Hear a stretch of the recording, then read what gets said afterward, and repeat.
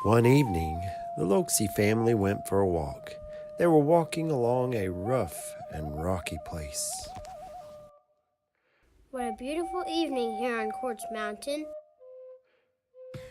I love walking with my wonderful family. These are old rocks. They've been through a lot of storms, haven't they, Daddy? Yes, they have, little Loksi, but they still stand. Daddy, you think we'll be as old as these rocks someday? You think we'll still be standing? You think we can weather all the storms? I have lived through many, and so shall you, my son. Daddy, I love you. I love you too, son.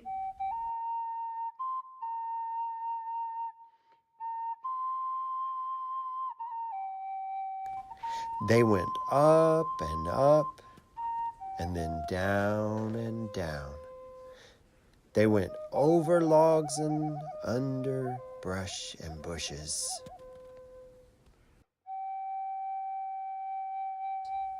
Oak pears and foxtails. I almost took a nosedive over that last log. I'm so glad you didn't. Yeah, Daddy, you scared me pretty bad. I peed in my shell a little. It's okay, sweetie. Your daddy is really tough and strong for his age. His shell would have protected him. Besides, he only slipped. We all slip sometimes.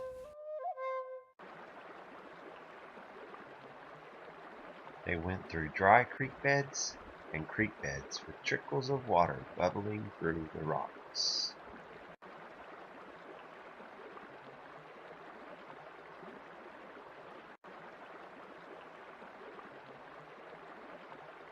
They walked along Lake Altus, and the waves were splashing hard against the shore. Little Loksi was suddenly hit by an extra big wave, and when the wave washed back out to shore, little Loksi was lying upside down on his back.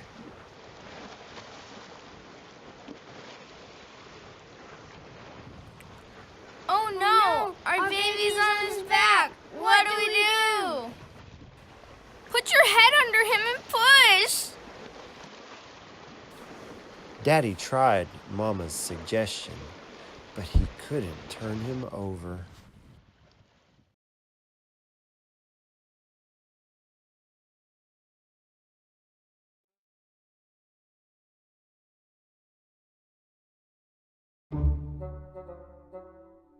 But soon, Fochush came waddling by. Quack, quack. There, quack, is something quack wrong here. I see, but what quack is it? What is the matter? Quack, quack, quack, quack, quack, quack. My son? My son? He is. Well, look at him! What you mean, sir, is that our son is lying upside down and we can't turn him back over. Fochush wedged his bill under little Loksi's shell and pulled up several times, but little Loksi just slipped right off each time.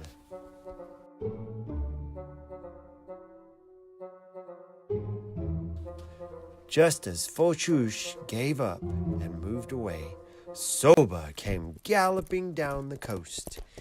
He jumped right over little Loksi and narrowly avoided tragedy.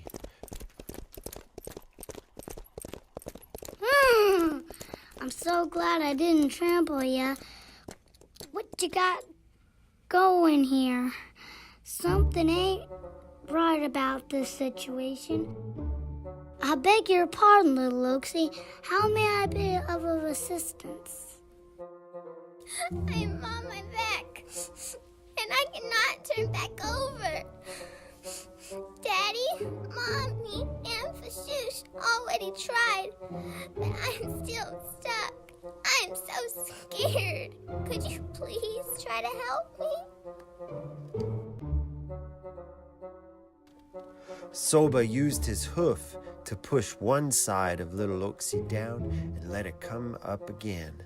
He did this until little Loksi was wobbling so much he felt sick. So Soba stopped and sat down beside the growing circle of animals.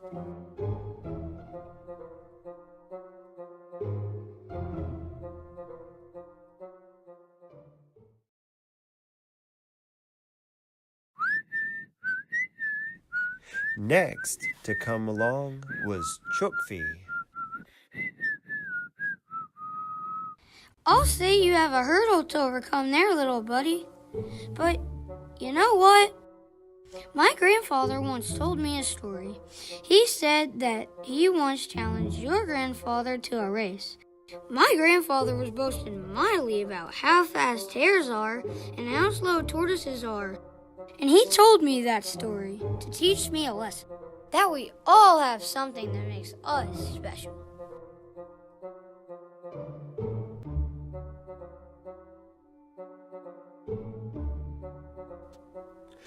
As Loksi listened to the story Chukfi was telling, he began to soften in his shell, and suddenly he was able to relax and enjoy the beauty of the Quartz Mountain skyline and all the wonderful stars and constellations. Meanwhile, Neshoba, who loved to hear stories, was watching and listening to Chukfi from a distance. Just as Chukfi pointed to the full moon, Neshoba howled with delight. Oh! The other animals gasped and froze in fearful silence. Oh, I didn't mean to frighten you all. I just got excited hearing Chokfi talking about your grandpa and the full moon and stars. And well, me and my grandpa talked too. Little Loksi, I wish I could help you turn over, but my paws aren't just big enough. Especially Soba's big hoof wouldn't do it. I have a great nose, and my ears can hear everything, and I can see at night. Plus, I'm a really fast runner, so I'll go find somebody to help you. Neshoba ran through the grass and forest and came to the tallest tree to find Onsi perched on her nest.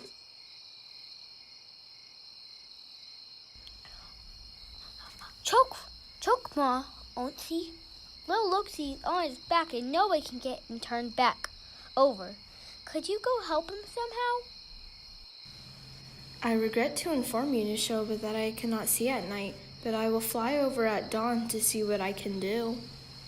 Neshoba ran into the warm night air in search of other possible helpers and suddenly was blinded by watery eyes.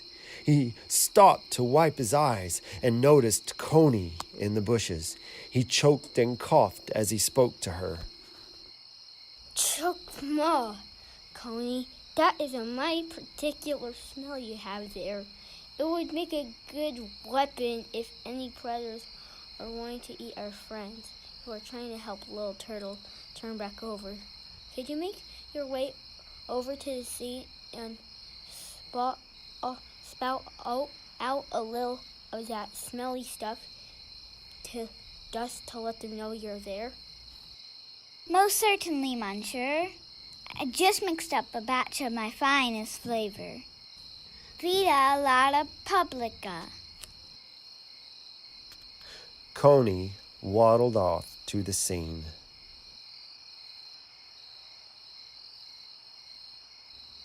Neshoba ran on. Very soon, he heard commotion in the leaves nearby. Neshoba slowed down and investigated and saw that Hockneep Hishi Halopa had stabbed Rattlesnake with one of his quills. Choke, Ma, Neep, Hishi, Halopa. You have some pokey sticks that would keep anyone from getting close to you. Could you go help Coney guard the scene of little Loksi's accident? Like a sack on a rock, you say? Oh, crikey. G'day, mate. I'll take care of him. Neshoba ran on.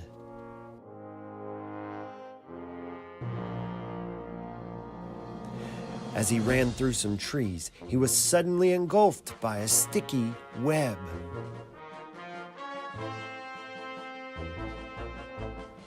He stopped nearby to work on getting the stuff off of him, and at that moment, the solution was clear. Chofkin had the right substance for turning little Loksi back over. Chokun, please excuse me, but your very delicate web may be the solution to a very difficult problem. Would you kindly climb up onto my back, and I will tell you about the situation on a journey. Hold on tight!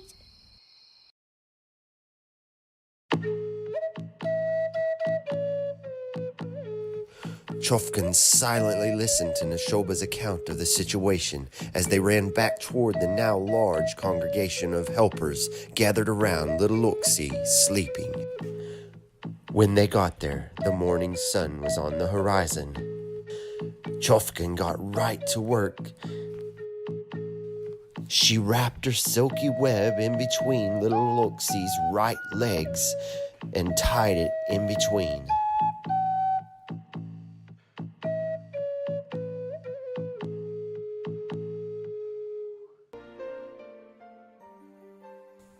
As the sun rose over Quartz Mountain and the lake had now become calm and all the animals were watching and cheering, Onti swooped in and took the middle of the web line in her beak and pulled up until little Loksi was safely back on all of his legs.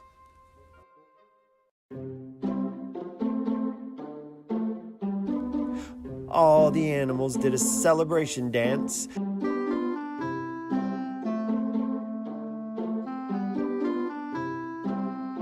The celebration was culminated with a web circle made by Chofkin on which they all held and danced around to the rhythm in the air.